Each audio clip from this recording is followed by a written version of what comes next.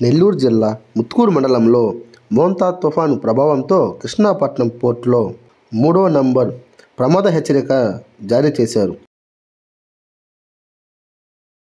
అర్ధరాత్రి నుంచే ప్రారంభమైన చలిగాలితో పాటు ఓ మోస్తారు వర్షం సర్వేపల్లి నియోజకవర్గంలో పడడం జరిగింది.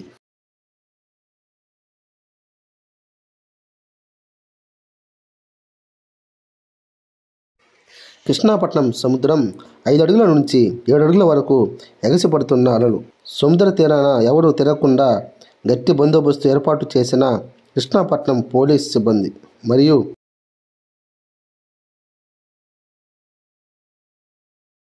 తుఫాను నేపథ్యంలో అప్రమత్తమైన రెవెన్యూ సిబ్బంది జిల్లా కలెక్టర్ ఆదేశాలతో పునరావాస కేంద్రాలు ఏర్పాటు చేసి లోతట్టు ప్రాంతాల వాసులను సురక్షిత ప్రదేశాలకు తరలిస్తున్న రెవెన్యూ అధికారి సిబ్బంది.